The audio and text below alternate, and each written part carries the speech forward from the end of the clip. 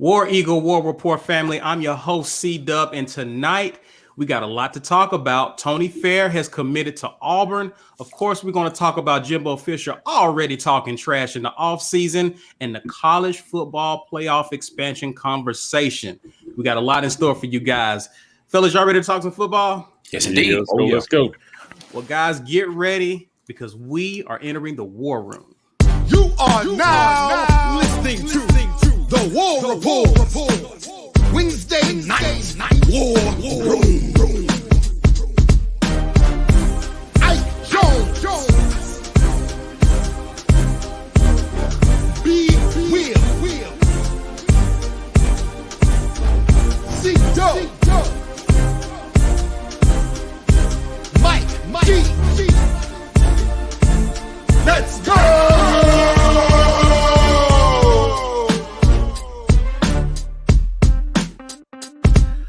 War Eagle War Report here into this war room. It's good to see you guys. Happy hump day. Do us a quick favor as you're coming on in, and some of y'all are already doing it, and I love to see it. Smash the like button. Yep. Drop a War Eagle in the comments. Yeah. Drop your city if you're not Auburn fan. We just want to hear from you regardless. And please, by all means, share this video, guys. You know it's real. Share it if you're on Facebook or if you're on Twitter, add us at the War Report. If you're on Facebook or Twitter, please hashtag TWR War Room and hashtag Get Your Weight Up. We've seen you guys out there doing it, and it means a lot to us. It helps us out a ton. Let people know that the War Report is out here dropping great content in the off season. We appreciate that. Mike G, I hear we got some great things coming up, sir. Would you feel free to fill us in? Yes, happy effing hump day, people. We are here on a hump day to spend some time with you. Listen, if you have not snagged yourself an insider membership, do so. $6.99 will get you there. That is the best way to support our content. I said $69, $5.99. We are not raising prices on you guys. So that being said, if you grab that insider membership, chop it up with a pro. Jarris McIntyre edition is coming next Thursday for you guys. Jarris is coming on to answer your questions. Chop it up with us. Talk a little football. For those of you who don't know, he is coaching high school football at Tampa Catholic, one of the most underrated receivers in Auburn football history. He's a friend of the show. We thank Jarris, one of our first building report segments, as a matter of fact. So big shout out to Jarris for coming on to do that with us. Our merch store is live. Grab your War Report merch. It is hot off the presses. I see you guys out there on the social media and the interweb sporting that War Report gear. We appreciate that. Tonight, we are having a giveaway courtesy of Dirt Road Outfitters. This is our guy, No Risk, No Reward. That is his eBay store. You can go check that out. We are giving away a retro Bo Jackson Kansas City Royals card. So all you got to do to win that card is drop a hashtag Bo Knows in the comments. And later on in the broadcast, we're going to pick a winner, and that person will receive a Bo Jackson Kansas City Royals card from the War Report crew. That being said, we're doing something cool right now. We have officially and legally partnered with the Lee County Humane Society. You guys have been given to our GoFundMe. We appreciate that. Now, when you do so, 50 cents on every dollar will go to save an animal's life. I have a rescue animal. Her name is Aubrey. The picture that I chose for that graphic looks strangely like her. It was a little freaky. But best $20 I ever spent rescuing my dog. So we want to help the Humane Society rescue more animals and find them homes. Dogs are good for the soul, man. If you're a cat person, hey, listen, love you too. I'm a dog guy, but they're rescuing cats and hamsters and everything out there. So we appreciate the Humane Society for allowing us to partner with them to be able to put some good back into the world. You know, our platform has grown. We've been extremely blessed and thankful that you guys have continued to support us to this point. Now we want to do something for somebody else. This is the thing that we've chosen. So thank you to everybody for in advance. No donation is too small when it comes to helping others. Can't stress that enough. So we appreciate you guys for doing that. Definitely. And I just want to take time to just shout out, I think, the best Auburn community online, our community, man. And we got some new faces in here, man. Shout out Julia watching us live for the first time. We're glad to have you on. Of course, Joseph Hawkins, he's been supporting, but this is his first time being able to watch live. So welcome, good sir. And of course, we have some of our subscribers on Montario Mumford, Bible study and war report priorities, man. Priorities. I hear you, brother. I hear you, my guy. Priorities. What a Wednesday. I know, right? Listen, you listen to B later talk about Jimbo Fisher. Get ready to go to church. Y'all going to church later. I'll tell you that right now. I hadn't even thought about what I'm gonna say yet. I just want to that's what's going to make it good. You let them use you. That's all. Any conversation about Jimothy and coming from B Will is well worth the price of admission. Let the Holy Spirit flow through you, B. Yeah, you ain't got to prepare. He's going to do the talking. Prepare my heart for the message. And before you start, be like, I won't be here long, and then talk for 2 hours dogging out Jimbo. I'm gonna try not to, man. I want to keep this straight to the point. Well, listen, man, we've got some good news today, right? I mean, lately, the past 2 weeks, we've been getting a lot of negative news as regarding the transfer portal as guys leaving the program, but we got a new addition. And let's talk about it, guys. Tony Fair. And I'm not really surprised with this one. All signs was pointing to him leaning towards Auburn. Of course, I read his stats. I read his stats last week, or the last Sunday, rather. 6'3", approximately 330 pounds, big run stopper. But what I read in an article by Rivals today is he credited his recruitment to, of course, Nick Eason. And he really spoke highly of him, his experience in the NFL, and really felt like Nick Eason has what it takes to help him get to the next level. Watch some of his highlight film. It's a highlight film, so you take it with a grain of salt. But I liked what I saw, given that he was going against Power 5 competition in Tennessee and Miami and was actually plugging up the middle, something that Auburn desperately needs. So I liked what I saw out of this guy, but I want to hear from you fellas. Starting with you, Ike. What are your thoughts on this guy? What are you seeing when you watch the film? What are your thoughts, man? Talk to us. Yeah, so you guys remember last time we talked, I said until we actually land a guy, I don't really take much time to watch what he's doing, right? Like I'll look here and there.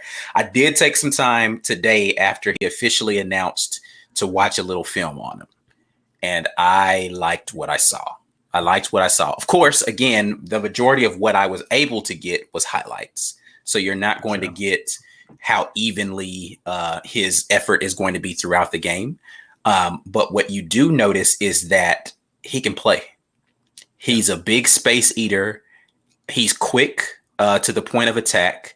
If he's getting blocked by one guy, that's not a really healthy proposition. He stacks and sheds really well. When they're attempting to do like down blocks on him or some sort of zone read, he splits that really easily coming off the hip of the center, whichever direction they're flowing. I liked what I saw, man. He's just and if he's getting double teamed frequently, which I think they're going to have to do with a guy who can move how he is and how strong he is. Again, like you said, playing against Power 5 teams, right? It's not like we're just seeing him against Conference USA competition. He was in there against Tennessee, who I mentioned last time. They blew us off the line consistently when we played them last year. So it's not as if Tennessee is slouches up front on the offensive line. Regardless of what their record tells you, those are SEC caliber offensive linemen that he was playing against, and he was bullying those kids. Same thing against Miami. Miami had a decent run game.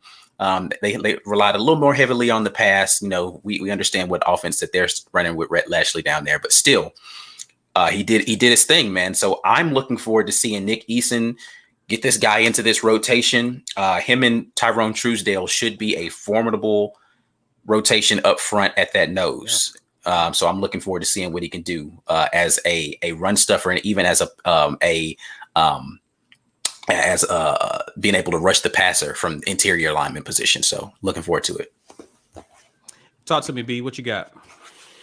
When I heard the other teams were Purdue and what was the other team in it for? Ole Miss. Yeah, I was like, okay, we got them. Yeah, I wasn't worried about them. Ole Miss might have a little juice on the offensive side of the ball because of Kiffin, but defensively, you don't have a reason to go there. So I wasn't too worried about us having to compete with those two teams. We are more talented than those two teams. We are better recruiting schools than those two teams. So I was like, oh, we're right down the street. This is a gimme. And sure enough, he committed to us, so that was a good thing. I'm as a side note, I was looking to see, is this the first real test of Eason's recruitment ability? And it again, I don't think it really was because of who we were recruiting against. Those aren't the people we're really going to have to fight. We're going to have to fight with Georgia and Bama and LSU and Clemson. But I like that he credited Eason for his decision to come here. Like that, right. That's what I want to hear. I want to hear that guys really connected with our position coaches, the guys who are going to be coaching them every day. I like it when we have an ace recruiter on the staff. That's good because, yeah, he can come in and sweet talk you and tell you what you want to hear. But when you get here, you're going to see one dude a lot. And you got to be okay with that one dude. However his demeanor is, however he's going to coach you. And Eason's who he's going to see. And that's who he likes. So I think that's a big win. Hopefully that's a positive sign for us going forward with recruitment. But I think he is the exact type of project that we need. Mike talks about it since we started the War Report, and that is the Tuberville era was give me 2s and 3s that are willing to work, and I'm going to turn you into NFL players. He's already shown the work ethic because he came from D2. He didn't start at UAB. Right. So he went from there to UAB. He excelled at UAB, and now he's stepping up to the next level. Like, that's what you want to see. We know you know how to elevate. You know how to learn and how to improve. And hopefully he's going to, what we have here is some next level coaching, not only at his position, but in scheme that gets eyes on him. And he can help elevate the work ethic of the guys around him, because honestly, we're not too accomplished on the defensive line. You know what I'm saying? Like we've had good defenses. Wooden flashed last year. Burks is flashing in spring, which is good. Truesdale, I still don't know what to make of Truesdale. I'm glad he's here. I'm glad we got that body with that experience, but I'm glad that we're getting a guy who not only has flashed on screen in games, but dedication to getting better. We need more of that. Like, so losing Handy and losing Hardy, it's like, yeah, but what have those guys shown us? They obviously had problems accepting their role and working up to the expectations of the coaches. So we don't want that anyway. I think culture-wise, it's a good fit. I think productivity, it's a good fit. And it makes me not miss the transfers that we just lost. So I think it's great. What you got for me, Mike G? Yeah, so Ike and I talked about this one earlier today. I went back and looked at the film too. And I have come to the conclusion that if you are a person standing in Tony Fair's way, you will not be for long. He's going to move you. You're not going around him. You have one choice, and that is to go down. This was a big get for these guys in light of the kind of attrition that we experienced to the portal. So to be expected, the portal giveth and the portal taketh away. So took a couple guys from us that gave one back.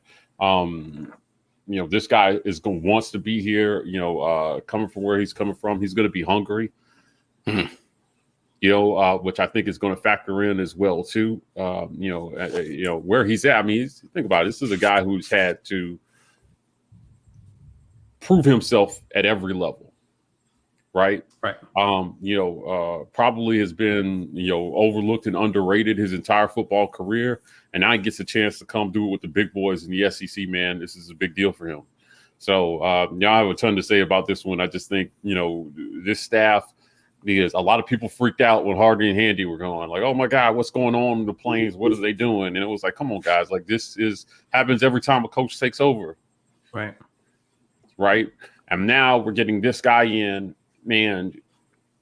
If for some reason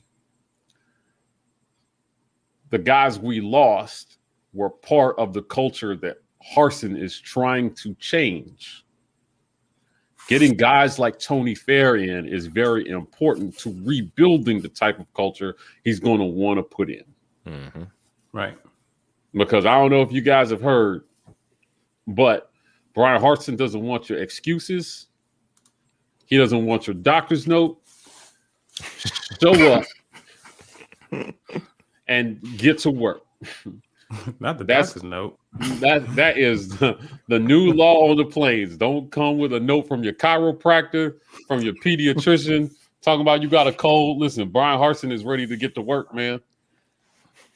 And he is not messing around with these players anymore. So I think we experienced some attrition, and getting a guy like Tony Farian who's going to be hungry, man, and he's going to take to that. This guy's coming here to work. Yeah. Yeah. Yeah. I saw the interviews that he did. He's coming here to get to damn work. So watch out. We get more guys like this, and it's going to make a difference because the culture shift is one of our coach's biggest hurdles that he's got to get over. You know, and getting new blood in here, man, that's going to buy in immediately is definitely going to help. And then if you thought you were just going to get handed the job because those guys left, guess what? There's competition in the meeting room. Right. And that's going to be important. So I'm all on board. I'm very positive about this. I just think it's a great thing for the team moving forward. Yeah. And I'll say this. One of the things that I'm liking about this staff in terms of recruiting, and I know people are getting caught up in stars, like, oh, another 3-star. When are the 4 and 5 stars going to start rolling in? Listen, what I've noticed with guys like Fair, Drayshawn Miller, is they're coming in with an expectation of flourishing in this new system, right? They're trusting the coaches. If we do what they tell us to do, we're going to get to the next level. Yeah. Right. So you got guys who want to come in, not only improve themselves, but they're trying to work hard to get the attention of NFL scouts, right, and really do what it takes to reach their goals. Right. So I like that. And again, it lets me know what these guys are saying to these kids. Right. It's not, hey, you come in and get playing time. If you trust and do what we tell you to do, not only will you succeed in our system, but you're going to reach your dreams and goals. Yeah. I like it. I like it. And if they deliver on that, if everyone buys in, sky's the limit moving forward for bringing other kids in. We brought in this kid. He was a 3-star. Look where he is now. Right. Uh-huh. You buy in to us. You've already seen, and we talked to Josh Pate. The interview went out early this week. If we're able to show that what we're able to promise these kids we're doing in year 1, year 2, the recruits the 4 and 5 stars will come a lot more frequently than what we're seeing now, but we haven't put anything on the field. But right now, getting guys who are willing to be a part of that groundwork, that foundation, incredibly important. So I'm all for it. Yeah. I think, B. Will said it right. Anybody who has continued to elevate from, whatever position they were placed in, and they've worked their way. He worked his way into D1, and he worked his way into recognition, into getting into a Power 5 school. Like somebody said in the comments, those were his top 3, but those weren't his only offers. We were not one of the only schools. And he specifically said he wanted to go face Alabama. Part of what he wanted to do was go up against Bama. Let's go. Come on, man. We need more of that. That Harsin mentality of like, okay, you're the big dog. Cool. I'll show you in a year. We'll see what's up. Right. Yeah. Like the mentality of I want to go against the best. You said that's the best players that are available out there. All right, cool. Let me play them then. Yeah. We'll see. My beer. Yeah, we'll see. Right. I want that every day of the week. Every day of the week, somebody who invites that smoke, that's somebody who I want on our squad. It gives me chills thinking about it, man. I'm ready to see this dude eat, man. Like he's a 1-year rental. Like he's a super, super senior. right? Like he was part of the Sure. class of 2015 that he, Right. he said he redshirted. He went to D2. He came up, played at UAB for a couple of years. He got this COVID extension and he took advantage of it. He is milking every possibility he had because he probably, at UAB didn't get the draft grade he wanted. So he was like, all right, cool. Well, let me go find a school that you guys think is reputable.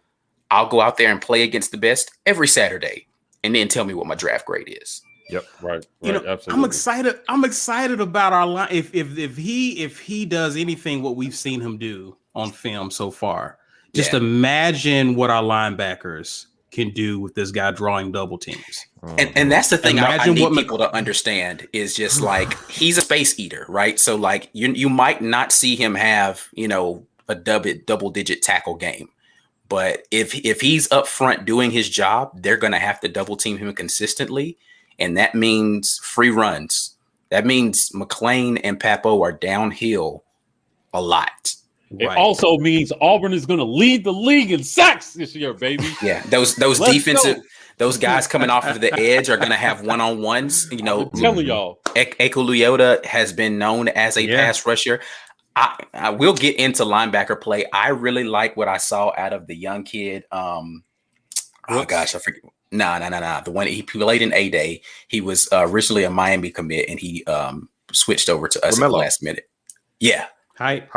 Yeah, man. Romello Height looked good in A-Day, man. I just like I watch film different than other people when I look for stuff, right? I liked the way he bent the edge, right? Yeah. He didn't get the sack every time. I just liked to see the way that he leaned into the edge and the speed at which he got off, right? Mm-hmm. One of the things I love about if you go back and watch the highlight film of Tony Fair, this is one of the first things that I got hype about, right? It was the first Tennessee highlight that you'll see is him engaging with the center and then throwing him off to get the tackle, right? Like, I love that. He stonewalled him because it's a run play. The center is immediately trying to, drive him up, right? He just stoned him, threw him off, got the tackle, right? Number one. Number two, there's another play.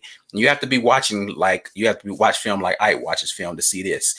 Is he makes the play, but watch how quickly he gets off the ground. To me, like, that's agility for a big man. Just when you see him, it's one play in particular where he makes the play and he ends up on his stomach, but then he bounces up and pumps his fist. And I was like, man, he got off the ground kind of quick, bro. Like, I don't know if you're supposed to be able to move like that and be that big, bro. Like, he can move, man. I'm telling you, just like I said, I watch film differently than most people. So like I look at little stuff that indicates to me, okay, I like his hand placement. I like the way he did this and this and that. I like his agility, his feet. I was like, he's going to be a good 1 year rental for us to be able to come up there, cause some havoc, him and Truesdale, give some time for Lee Hunter to develop a little bit more, not have to be primarily taking those snaps. If we're going to keep JJ down in the inside, he's going to give him another year to develop and not have to worry about taking a lot of snaps, minus some injuries. But he looked good. Yeah, listen, this is cause for excitement. I see some in the comments here.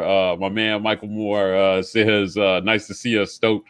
I know sometimes we seem like we're a little on the negative side, but this proves to you we are true fans, right? Yeah, when I see something I'm going to get excited, I'll get excited about it. I'm stoked because if we with the defensive backfield that we have, if we can stop the run.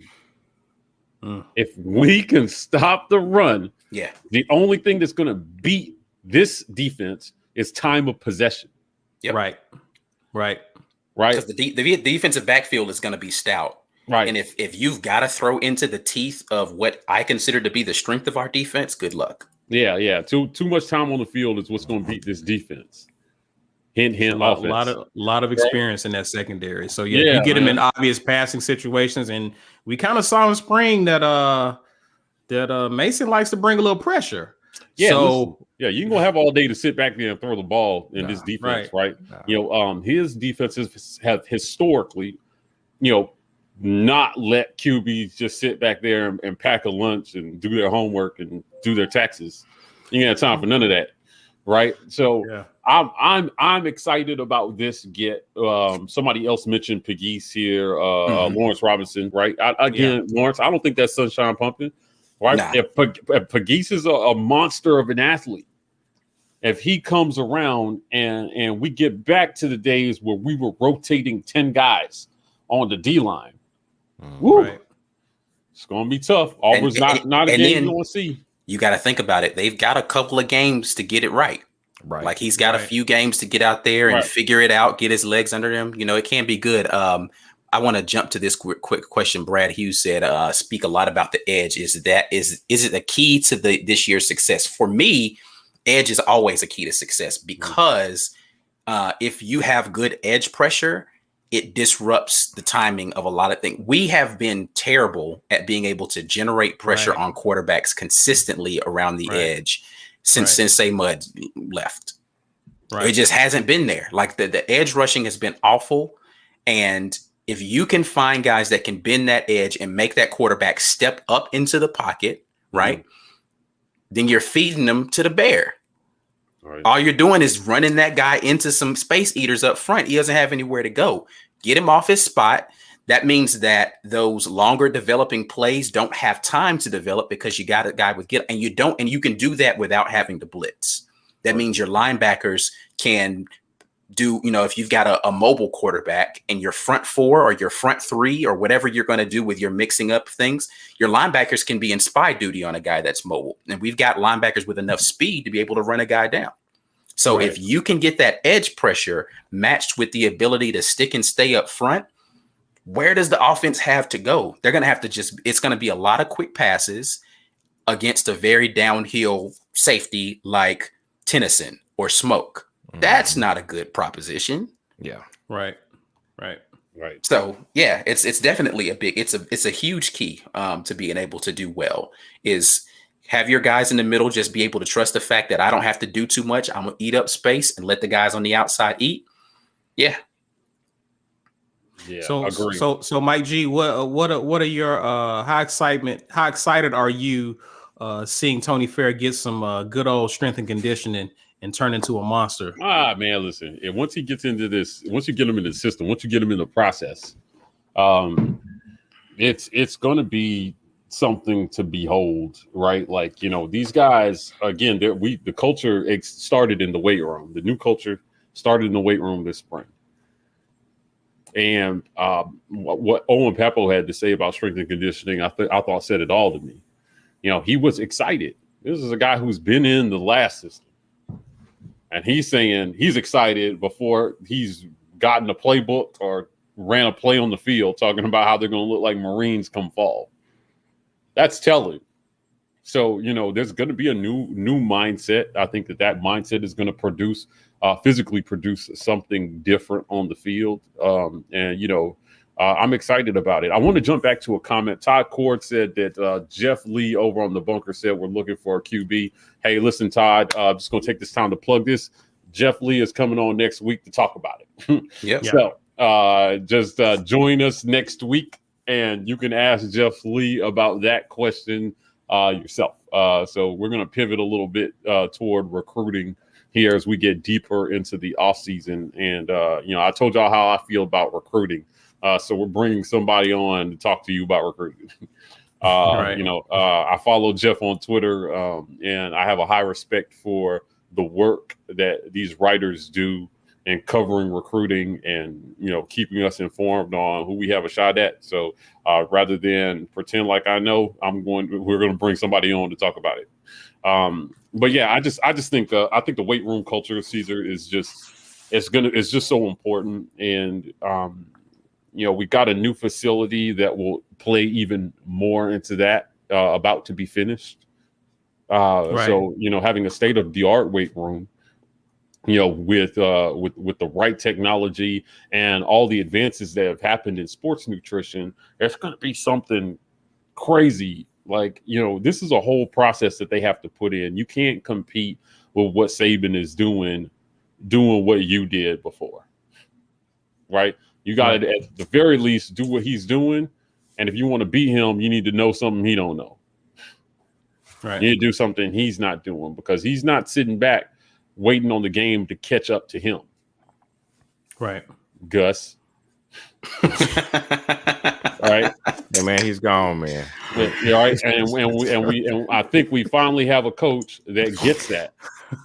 You can't just sit around and wait on the game to catch up to you, right? Right. And Right. you know, we expressed a lot of frustration this offseason because the game had caught up to us. And every year we were hoping for a change and it didn't happen. And it was the same thing. And then we paid $21 million to get that new car smell. Hey, Lawrence. Hey, Lawrence, I'll make a deal with you. We'll leave Gus alone if you leave Chad Morris alone. Oh, well, yeah. That's not gonna happen. That's right. That's not gonna happen. So, Then. Gus was here a lot longer than Chad Morris, and you are way more frustrated with that guy. So, I'll make a deal with you, Lawrence. So, I mean, I just feel like this is all everything that we see. Nope. I just said nope. I love Lawrence. I didn't think so. Yeah, I love Lawrence. So like I just think this is all the change we're seeing is just positive, you know, in terms of, you know, do something different, get a different result. Right? Yeah. What's the definition of insanity? Doing the same thing over and over again, expecting a different result. Correct. Gus. Right? Same play over and over again. It didn't work, man. We all could call it. Right? I'm ready to see something different, you know, and I can't wait. I can't wait to see more about this multiple offense. Yeah. Right? And different concepts that they're going to put in and I'm in defense. It's kind of, I'm excited about defense. We started off talking about Tony Fair. But I can't stress enough that they're going to need some help from their counterparts on the other side of the ball, because time of possession is the thing that's going to beat them. Yes. Yeah. We've seen it in the past, right? So Tony Fair can come in and help bolster our defensive line. But at the end of the day, if the offense is losing the time of possession battle, this defense is going to get worn down in this league. Yeah. You know, and we have marquee offensive minds on our side of the conference now. We're going to get exposed. For sure. It's right? trigger warnings all over the comment section today. Yeah. Calm down. Right. Yeah. We're going to get exposed, right? If we cannot move the ball enough to get this. And you still win games by scoring points, man. I don't care what you say. You still win games by scoring at least one more point than the other guy. And the expectation for our defense can't be perfection, because they did statistically take a step back last year. That's not lost on them. But everybody forgets all the years they carried us while our offense did nothing to help them. Those were the more frustrating years when they were actually carrying, because they gave the offense opportunities. Last year last year we needed it to happen the other way around. Yeah. They were bound to take a step back at some point. Yeah. Right. Yeah. So now we're getting more athletes and we're excited about defense again. And I just don't want to see Tony Fair get in there and get worn down because we're losing time of possession battle by 10 minutes. Yeah. Well, I mean, that's where the advantage of depth. We do have we've got a good number of defensive linemen. It's not great, but we're probably a good 2 deep at every position. We got a lot of defensive tackles. Yeah, so we'll be okay. I'm not worried. I guess it comes down to how valuable is each starter. How deep is the drop off behind that starter? Do you feel comfortable putting Lee Hunter in behind Fair? Is the drop off? Is it okay? You know, can you save Fair a couple of drives for the fourth quarter if it's a tight game? That's really what's going to determine it. And for the first time in a long time, and we've all said this repeatedly, we've got some cupcakes. We've got 1-2 cupcakes, kind of figure it out, go to Penn State, test it, come back home, and then rework it based on what we found out at Penn State. Now we're ready for the SEC. So I think we'll be all right. You can afford to lose that Penn State game. Right. Right. And that can be the loss that springboards you into SEC play. Mm-hmm. So it's not all or nothing. Again, we've talked about this. JG, we got to credit him. He was the first person who we've heard said this, but we probably are going to be a possession until we get some of the guys at receiver, quarterbacks. If we see some development there, the light bulb comes on. We're able to do more offensively. I can see us definitely being a possession type offense early on in the season, especially just playing keep away and keeping the defense off the field. And yeah, and hopefully the offense expands towards the end of the season. We're able to take advantage of that. But well, if you guys got anything left on Tony Fair, we can transition on. This is kind of our main event right here.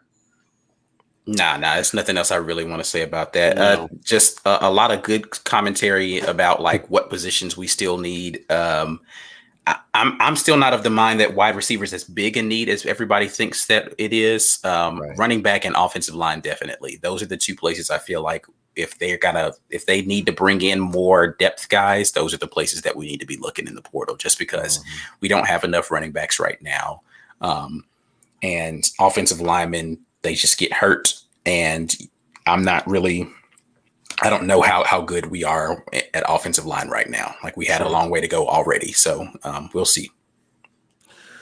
All right. Well, guys, we'll keep you posted. And of course, we'll have Jeff Lee on next week to talk more recruiting news. He has all the secrets and he'll be on to share with us. Speaking of sharing, please, guys, share this video. Whether you're on Facebook, Twitter, if you're on Twitter, add us at The War Report. Please use hashtag TWR War Room and hashtag Get Your Weight Up. What we got coming down the pipeline, Mike? Hey, listen, if you just joined us midstream and you missed the beginning, we are giving away a Bo Jackson 1986 Kansas City Royals card.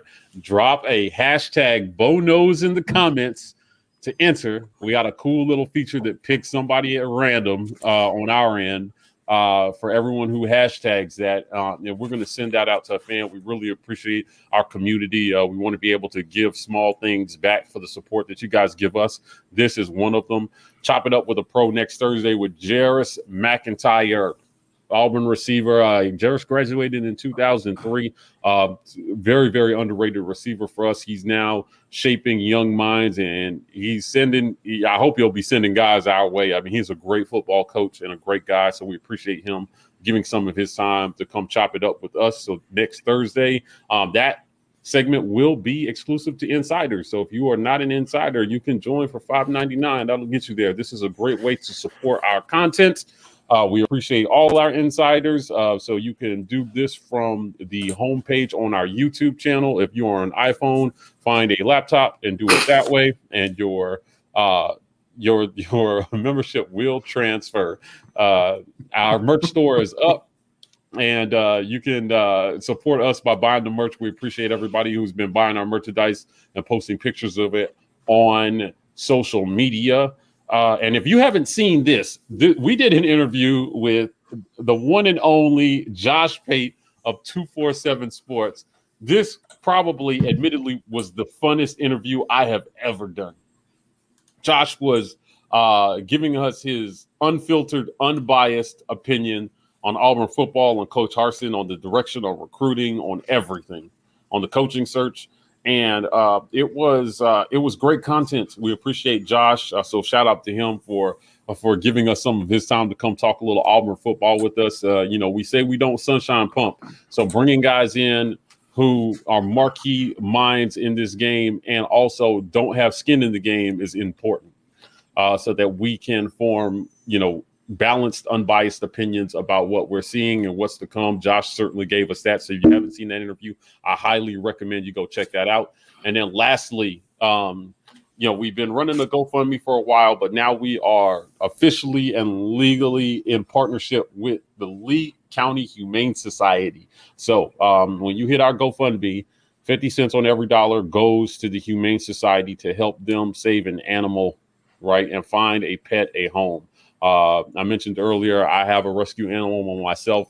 She has saved my life. It's best $20 I ever spent.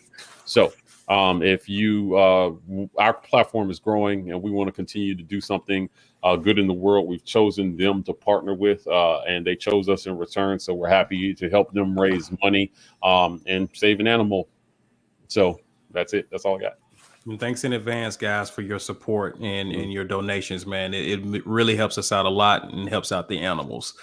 So venturing outside of the greatest, the loveliest village on the plains, we're gonna head out west and talk about a certain individual who's been in the news for the past few days. The noise is starting to die down a little bit, but Jimbo out here talking a little trash. Jimbo, I think he kind of want that smoke. So for those of you guys who aren't familiar, I think it was last week, over the weekend, Jimbo was speaking at the Houston Touchdown Club, and he was asked a question about beating Nick Saban, and will he have to wait until Nick Saban retires before he actually gets a chance to beat him? Jimbo responds, and these are, someone mentioned that they've been to Bible study, so, cover your ears. I don't talk like this. I'm quoting Jimbo. Jimbo says, we're going to beat his ass when he's there. I don't know where there is, but he says, don't worry. Those are his words. And he has since doubled down on that. So Jimbo already bulletin board material. Now, I think Alabama goes to A&M this upcoming season. I think they played in Tuscaloosa last season. They're going to College Station this season. Nevertheless, Jimbo is already confident in putting out bulletin board material that A&M got this. Now, I don't know what thoughts Ike has, what thoughts Mike has. Even if you got thoughts, I don't want to hear it right now. I want to hear from the one and only B. Will. Speak on it, B. Will. Jimothy, your man, out here talking. Jimothy out here talking. Take us to church, with his chest. We got to start at the top, fellas. Okay. Start at the top. Okay. All right. So, firstly, all right, I got my camera guy out of focus. There we go. Okay. Firstly, Jimothy T. Fisher. I don't even know what his middle name is. All right. He won a national championship at Florida State. This is a fact. We cannot take that away from Jimothy Fisher. Yeah, we know that one firsthand. Yep. I was there for it. I do not want people to think that anything I feel negatively about Jimbo Fisher is because we lost to him in the national championship game. Okay.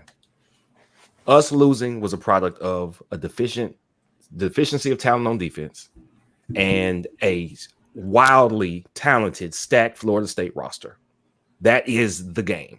All right. We had a lot of things going for us, but it did not surprise me that we lost that game because we did not have the talent to match up on defense with what they had on offense, at tight end, at offensive line, at quarterback. We did not have the defense to keep up with them, okay? I am not salty about that. They hurt, but I'm not salty about that. Jimbo Fisher stepped into what was one of the three most legendary coaches program at the time, okay, and Bobby Bowden. Bobby Bowden was still recruiting like a madman because he's Bobby Bowden. Bobby Bowden steps aside. Jimbo Fisher steps up. Within 3 years, he wins the national championship. Okay. He has turned that similar to what Les Miles did, who was similarly overrated. Okay. No, Les Miles was more overrated for a number of reasons that have come out after the fact. But he won a championship with a legendary coach's work. And then what happened to that program? The only perennial top 25 team that has been worse at offensive line than Auburn is Florida State. Quarterbacks were getting killed. Do you remember what happened to the quarterback? What was his name? Francois was getting tattooed weekly. He was scared. He was as scared as our quarterbacks have been playing like, but they weren't under nearly as much duress. How do you win a national championship as an offensive coach, as a developer of quarterbacks, and as a play caller and be worse at offensive line than the guy who NFL scouts say that's a terrible offense that Gus Malzahn has? How do you do worse than us after coming off a national championship? You were handed the keys to not the perfect ship because Bobby wasn't competing, but the talent was there. He took the best you could possibly do. He did it with the redshirt freshman. He had talent all around. He put guys in the league. He didn't do what we did, where it's like, okay, Cam went, and then Nick Fairley went, and everybody else, CFL. No, you got studs. How do you not maintain with development? How do you not maintain that? How do you lose that edge in recruiting? How do you let Clemson sneak into the picture? Because he's a mediocre coach. All right.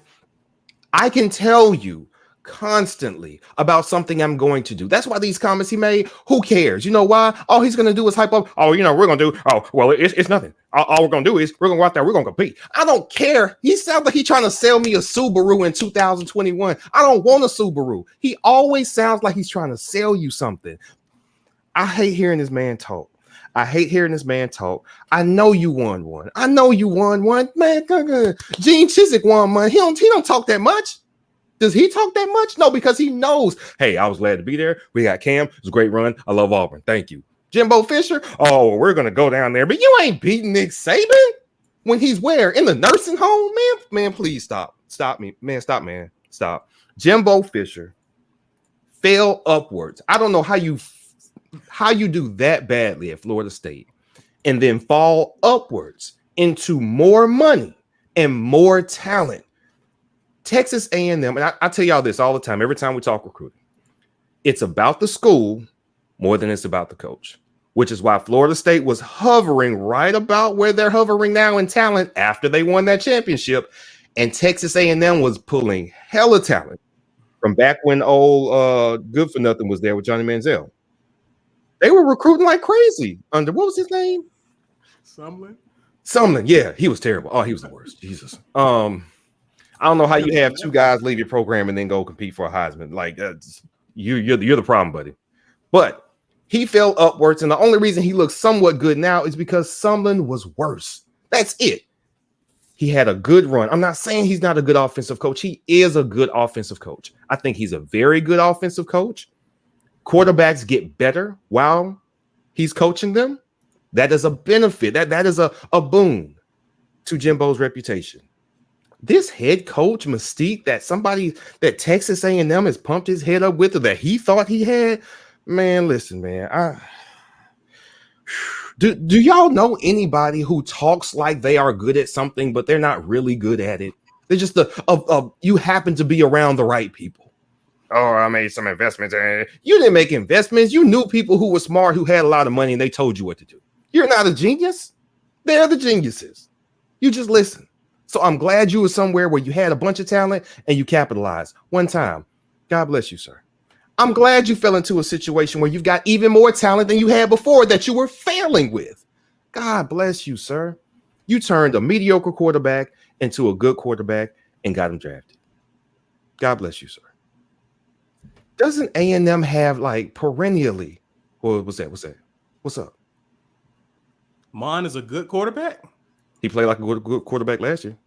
Okay, I just never heard you say that. Yeah, right. I'm not a hater. I have admitted that before. I have admitted that before. Okay, I've said that. Y'all don't do that to me. I've done that. I've said that. But okay. Texas A&M traditionally has recruited awesome offensive linemen. Like that's one of their things. That's one of their position groups. They're like them offensive line, us running back. That's kind of what they're known for. So yes, that it's a great benefit to him. I think them being strong in that position is great for him. He's just got to convince one guy to come there, be the guy at quarterback, and then he can go on a really good run. I don't want to take what he's good at away from him, but what he thinks he is,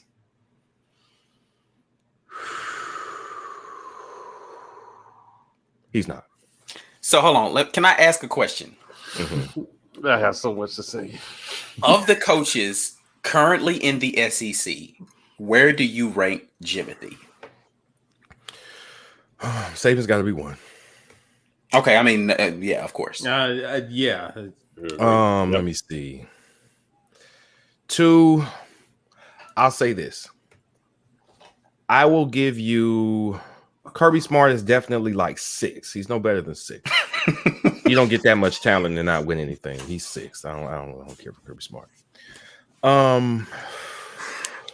was just an unnecessary shot at Kirby. Dan Mullen. Wait, he Dan did win Mullen. the conference It championship. went from 1 to 6. I know. He's just like, yeah, while I'm here, I'm Listen, I'm gonna Kirby jump did down. win to the sort out conference the championship. Since I'm in other the overrated. area of people who on like, let me just go ahead and throw a little shade down. I'm trying to sort out the other overrated because I have to factor in what do you have to work with? Man, just tell us what Jimbo Fisher is ranked. I got to get it right, man. What do you have to work with? So Kirby is he's no worse than 6th. Kirby, So is he 6? let's say, man, it's really hard to So say. Jimbo is better than Kirby, is what you're saying. Jimbo's better than Kirby because Okay, he so he's in hasn't the had top as much. five. He has So not he's had as at much least at talent as 5, Kirby. right? Yeah. He's top 5. He's top 5.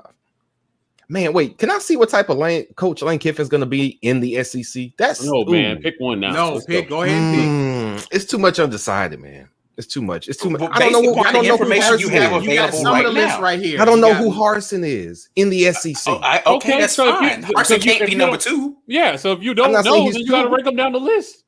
Nah, it's TBD. TBD. You get punished. He's for what you not don't know. better. I'm not asking you I'll to say rank 4. Coach Harsin. I'm I'll say asking 4. you I'll say 4. okay. So who's Jimbo's 2 and 4. 3? Jimbo's 4. So who's ahead of him?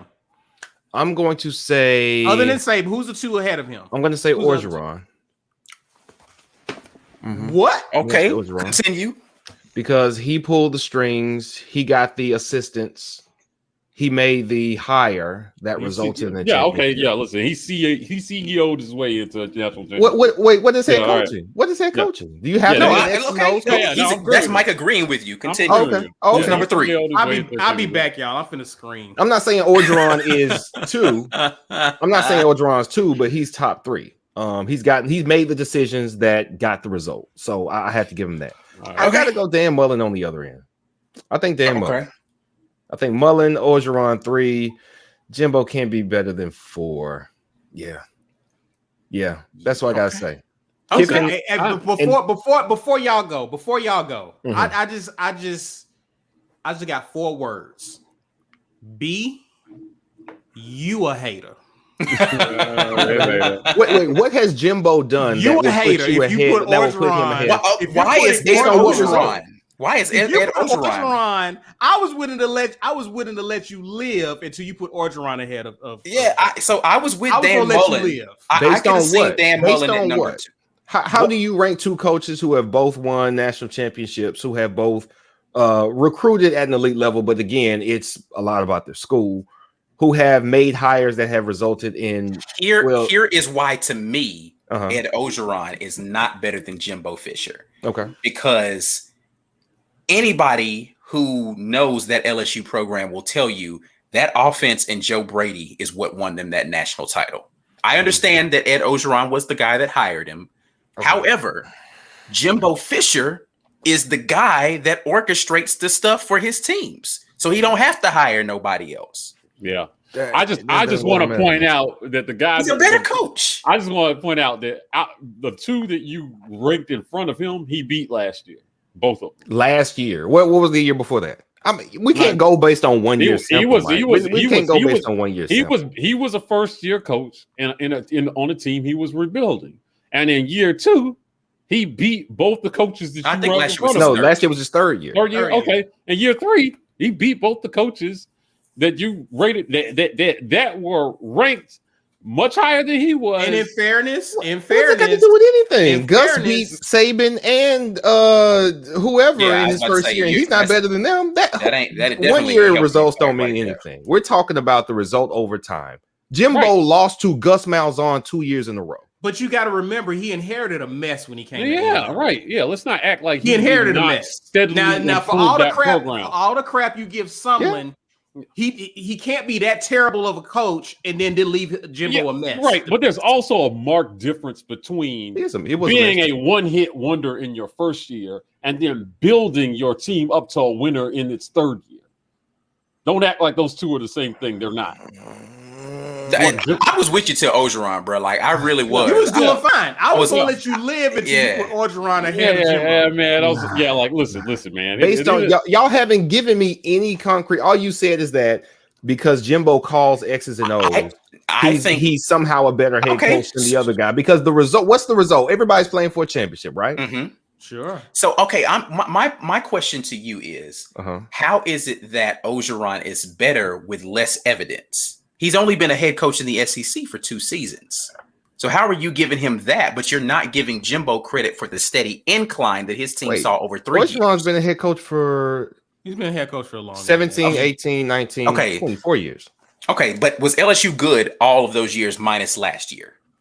Let me see. They were all bad, right. Like one of them in 2018. They won it all 2019. They were bad. Well, they got better 2020, but they weren't really that good. I think Orgeron has put a more consistent program together, even with the ups and downs of his coordinators, than a lot of schools. I don't think he's a better coach than Jimbo Fisher is. A better head coach, or a better coach? Head coach, assistant coach, doesn't matter. He's not a better coach, period. And I was going to say this. Shout out to Lawrence. But that wasn't his first coaching stop. He coached at Ole Miss, and that was a failed experiment. Has anybody won at Ole Miss, though? I mean, listen, B, you don't want to piss me off, so I'm going to give y'all off-season hot take right now. Go ahead. Give me some. A&M beats Bama this year. Lord Jesus.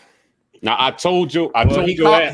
You done let my Jimbo hate get you hyped up. You I told your ass that they were going to beat Florida last year. Y'all laughed at me. As a matter of fact, not only did I tell you that they were going to beat Florida, I told you how they were going to do it. By a field goal. Now we got 28. We got 2,800 subs in here, right? 2,700 of y'all wasn't subscribed when I made this prediction. But I said, listen, Texas A&M by field goal as time expires. Jimbo's doing something pretty good down there. Now, they pulled it off, right? He did everything he could have, sans beating Bama, to get his team to the playoff. And if you ask me, they deserve to be in there based on what we saw from Notre Dame. They deserve to be in there, no matter. I don't disagree with that. I don't think Texas A&M is going to be as good this year. Though, and I'm just not sure, like, why. If I'm Texas A&M, right, I'm getting my money's worth right now. And this man says he's going to go beat Saban's ass. I'm like, well, he picked a hell of a good year to make that prediction. Why? Brand new quarterback, lost all world talented wide receiver. Now I know they have a system for development, but if there were any year where he was going to make that claim, I kind of get it this year. I think that he's not dumb. That's strategic. Now he knows it's still going to be a tall task to beat them, right? You know, and that's hype talk for the boosters. We get recruits. Yeah, we see these hot takes come out every year in the offseason when they're doing their booster tours, right? Mm-hmm. And they're trying to get everybody riled up, and they're trying to get donations, right? And you think Harson's not talking about how he's going to beat Bama's ass in private at some of these private fundraisers? He's doing it. He probably ain't saying that. Every coach this year. No, I don't know about this year. Maybe not about this year, but I'm saying in general. Listen, he did, like this. It's not even a secret that everybody feels like we're going to build a program that's going to take down the Giant. You can't not say that as a coach talking to the people who pull on purse strings. Yeah, in some form that's being said. But for him to put a year on it, for him to call his shot in a year, I feel like this is a good year to do it. No. Right. And if you're confident in your ability to be able to coach, you know, why not? I don't like giving teams like Bama bulletin board material. But the great thing about doing this is when you say some shit like that, we get to see it play out on the field in a few months. You don't get to get away with it. We get to see it play out. And the media is going to play it. Oh, yeah. It's going to get replayed. It's going to be part of the storyline in the lead up to the game. All week long. I hope to God we don't play at the same time as them because I want to watch that. We won't. That'll be a primetime game. Right? That'll be primetime. And then after they pull it off, we're going to come back here to talk about it. I'm calling this one 5 months early. All right, man. All right, listen, I'm not making y'all be ready to make y'all pick so early into. I'm gonna wait. I'm gonna wait to do all that. No guts, no glory. Right? So much emotion. I like it, guys. I like it. I personally don't care who wins that freaking game. Both of them can lose for all I care. How about that? I hope you both lose. First time in college football history. I'm with Ike. Oh man! So I just don't. I listen. I get that you don't like Jimbo Fisher. I really don't. But like I'm telling you that the steady kind of climb that he's had since he's been at Texas A&M, I would take. If our coach could have done with Bo Nix what Jimbo Fisher did with Kellen Mond, I'd be happy. So, okay, so here's where this is why I was on the B Will train initially, right? Yeah, and then you lost me at Oger. I was with you, bro. Like I was like, yes, Jimbo the results overrated. Have all not that borne kind of out stuff. that Jimbo is better than Orgeron. That's all I'm saying. There's nothing else to grade them on as far as they've both had at least 3 years in their positions. The highest heights for and only one of them has a national title. Correct. You're right about that. However, I would argue that Jimbo had less to work with and has made the greater leap in that period of time. However, we're going to see what it's like when that offensive line isn't what it was last year. That's my only caveat to all of that stuff. Right. That's why I was with you. And even on the Kellen Mond hate, right? Like Kellen Mond to me is still a very mid coach, right? But quarterback. But his offensive line allowed him, and that running game allowed him to be more comfortable. You got to credit the guy who built that stuff around him, understanding what his quarterback was. So I give him credit for that. And a little of that is through the lens of seeing what we weren't able to do. And I'm doing a little comparative analysis, right? Right. I still think Jimbo Fisher is a top 3 coach in the SEC. It's 2A and B with him and Mullen to me. I'm sorry. Yeah. For sure. I agree with that 100%. Now, there are other coaches who I think have the potential to leap up there into those spots. We've already talked about whether or not Ole Miss is going to make some strides under Kiffin. I think that Brian Harsin is a great hire. We have yet to see what he's going to do. He is traditionally, as far as coaches are concerned, has been in the top 5 in winning percentage, right? So he's a good coach. We just don't know what he's going to do against this level of talent consistently. Right. For right now, though, I wouldn't put Jimbo any less than number 3 in the SEC. Right. Yeah. I feel it. And I think that the game that they played versus Florida proves it. No, it was an evenly matched game. No, it was not, because Florida's offensive line, it was trash, and always has been trash. Florida's offensive line was trash. The running Florida's back defense was very suspect. They had a much better. But listen, y'all told me before that game that Texas A&M wasn't going to be able to run the ball on Florida. No, I said, listen. Florida Texas A&M wouldn't be anything the whole year. Listen, we y'all make mistakes, gave me all these stats about. You were right about one game the whole year. That was an. I was right about that season. Period. By who? Florida or A&M? About Texas A&M. You were very wrong about Florida that entire season. So like, I said that they were overrated at the beginning of the season. You said Florida was, and where did Florida end the season? Yeah, I mean losing to Bama. And losing the A&M. You that overrated. This is what I'm talking about right here. This is that bull. We want to throw a parade for your injuries. Okay. Let me get the spin machine. If we go run the tape, let's run the whole tape. Is all I'm saying. All right. I'll get the spin machine out for this one. But so basically, B, you on an island with putting Jimbo that's fine. At was it 4? I say Jimbo 4. I say Orgeron, and listen, I'm not telling you that, hey, okay, Jimbo is obviously a good offensive coach. Like that's his bread and butter. He goes places, the offense starts to make sense, and it has a structure, and the quarterbacks seem to thrive. Although the last few years at Florida State, to me, that's a red flag. And they were saying that some of the stuff going on behind the scenes was similar to some of the stuff that was going on here behind the scenes, as far as between the administration and the coach. They didn't want to pay up, but Jimbo had won the big one, so they had to pay up. So they were trying to dabble a little bit. And there was some whisperings from the Florida State fan base that was what was going on. So Jimbo didn't get to do everything he wanted to do, how he wanted to do it. He doesn't have that problem now. I get that he's a good offensive. He's been a good offensive coach since he's been a coordinator at LSU way back in the day. So I don't want to take that away from him, but head coach involves being a lot more than that. Like right now, Mike credit Saban all the time for turning the page on defensive powerhouses and turning into an offensive team. To me, some of that was already dictated to Saban because he was trying to slow down Gus's offense when Gus was first burning them. That he whined. That's the only knock on Saban that I personally have. Don't cry when you get got. Just get got and then come back and get better. You got way more to work with than us, man. You're going to get us the next year. Don't cry and try to slow down the offense and then cry when we got you on that punt thing in 2019. All that boo-hooing. he did make the decision. All right, listen, forget 3 5-star defensive tackles and 2 5-star linebackers. We need wide receivers. And then he put 3 wide receivers in. Well, he hit 2 wide receivers in the first round. So he made that switch. He has the resources to do it better than everybody else, but he did it. That is a decision organizationally that you have to make and say, this isn't working, but I think I know what to do next.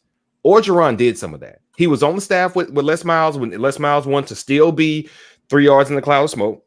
Les Miles was determined to still be that guy in that offense. And as soon as he got out the door and Orgeron got the nod, he was like, all right, let's try it like this. That didn't work. All right, let's try something else. That didn't work. I think I know what we can do.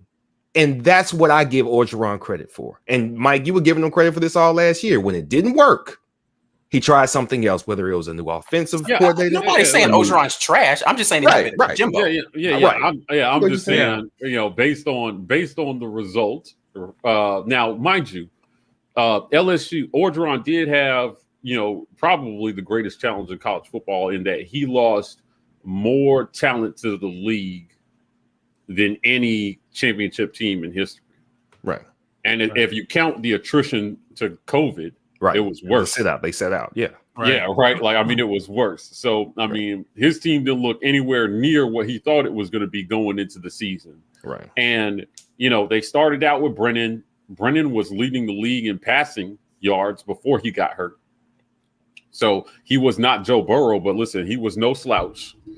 And then, what's his face came in? What's his name? TJ Finley, who has just transferred out of the program. Yeah, right. Yeah. Finley. I still think if they had started Max Johnson instead of Finley in that game versus us, it would have been a lot tighter. I'm not saying we would have lost that game, but it wouldn't have been the blowout that it was because Max Johnson was clearly the more competent quarterback. Right. And I think he proved it over the last half of the season. So. I give him credit for they somehow, Finley was their Loy. And that Finley was that bad. Yeah, right. Yeah, listen, but I'm just saying, comparatively speaking, he was much worse than the starter. I guess is my point. Well, let me ask you this, right? Mike. Isn't it a credit? And I get that y'all aren't saying that Orgeron's bad. He showed badly in that game. He never started again, and now he's out of the program. I think he started in versus us. Finley. Mm-hmm. After he started against us. I think he started one more game after that. Did he not? He may have started one more. I think he started the next game, but that was it. They pulled him, right? Yeah. And then, I just thought it was, hey, man, you're on your third quarterback of the year, but their talent pool, they had so much confidence in that they went to the third string guy. Mm-hmm. That tells me that they probably had a quarterback race. In the spring, it was a battle for that number 2 spot. Finley must have just edged out Max Johnson. But now we know, again, some of the things on the practice field don't translate to the game, right? For some guys, right? And being Finley played well the game before, though. He played all right the game before that. Yeah. Listen, you got to do it. You got to do it again and again, right? But for sure. I just think. Part of being a coach is being able to say, listen, man, we effed up. We missed it out. We picked the wrong guy and go to the next guy. And some coaches' ego won't let them do that. Mm. So, you've talked a lot. You waxed poetic about how he destroyed Florida State's offensive line, right? And I just want to know, in 3 years, you think if that were a pattern, he would have done the same thing to Texas A&M's offensive line. No, all those guys were juniors and seniors, which means they were in pocket. I was about to say this is where I was with you because I'm going to see how well he's able to reload. I have no problem with his ability to develop, right? But how well do you get that next guy ready? I didn't see that at Florida State. I saw you get a team, get them to the summit, and then you was like, all right, yeah, and then you sat up there and rejoiced at the summit because you were as good as you were going to get. And then you lost a bunch of talent, and it was done. Your program was trash. We will see next year. This year coming up is what's going to tell me whether he learned his lesson. Yeah, not that it has anything to do with anything, but let me tell you, Jimbo had a lot of things going on in his personal life during his last few years at Florida State as well, too. His wife was sleeping with the old receiver from Florida. It became a big scandal. They went through a very public divorce. I mean, it was ugly, and he just got remarried last year, 4 years later, right? So I remember seeing it, and I thought it looked very tabloidy to be on ESPN. And I was like, is this for real? Is this a real article? And I clicked on it. When I started reading about all the things that he was going through, I was like, whoa, this is actually a little crazy.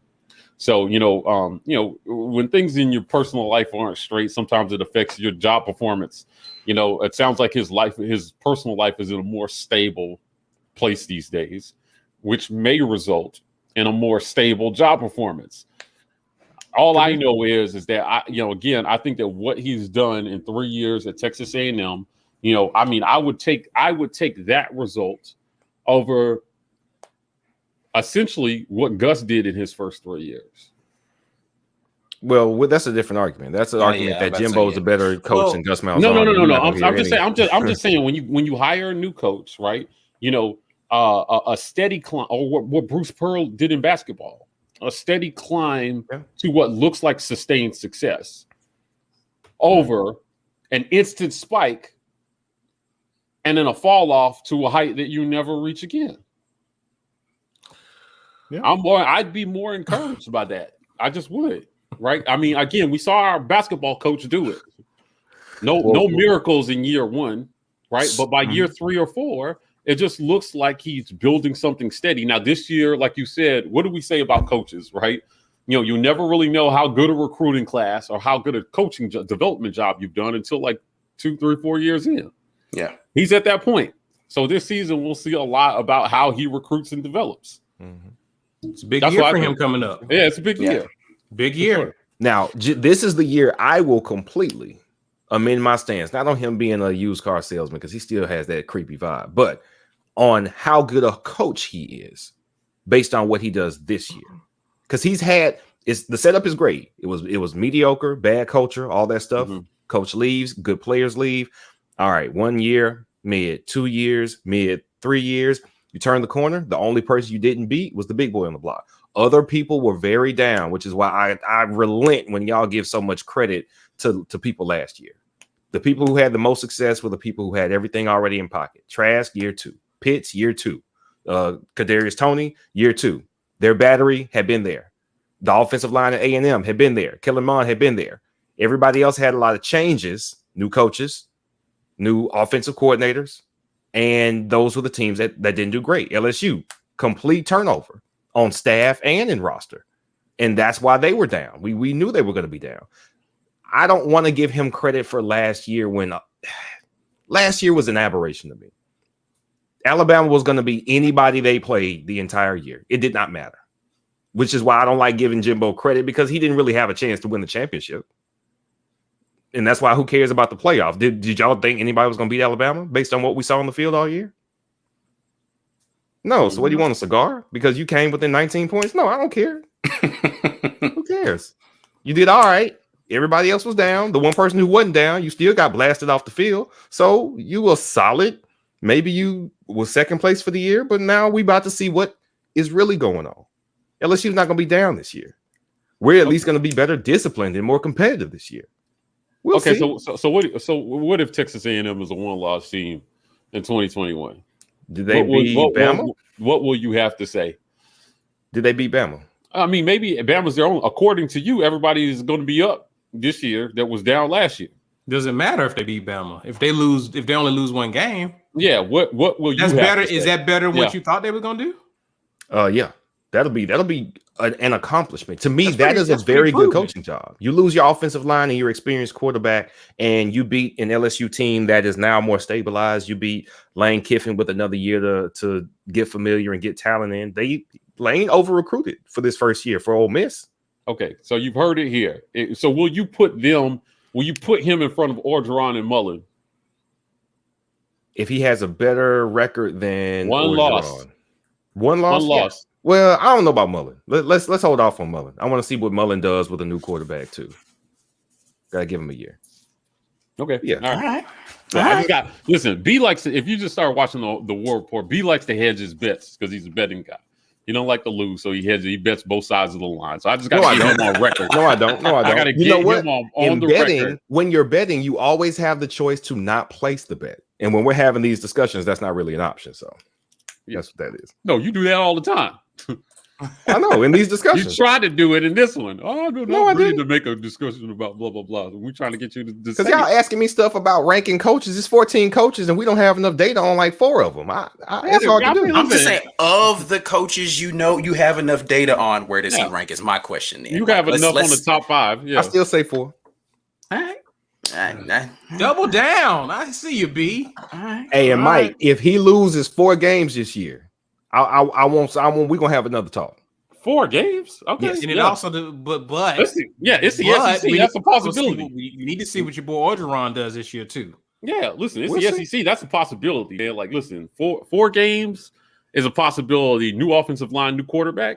Yeah, I buy that. The same chance Auburn or LSU or any of these other teams not named Bama have a chance to lose 4 games. 4 losses? Well, according to It's- some, that's a solid year. All right, guys, let's go ahead and get to it. Let's get to it. Let's I'm running it. I'm running it. got I'm running it. I'm running Okay, it. it's We gonna that time. see. Thank y'all for hanging God. in while we talked about Jimothy. So, what you got? Ike? Boom. The winner of the drawing for the bow card is Sean Feely. Sean Feely, are you in here, Mike? Sean Feely. Sean Feely, say what's up Congratulations, if sir. you Yeah, are. holla at Sean in the comments right now. Yes, So, please comment so we know you're here. You're Yeah. yeah. If you missed it, what Sean won was a Bo Jackson 1986 Kansas City Royals card donated by our guy No Risk No Reward, also known as Dirt Road Outfitters on eBay. Go check out his store on eBay. No Risk No Reward is one of our most prolific commenters. He supports our content. He's a great community member, so we appreciate him donating this card. He ain't here, it looks like, man.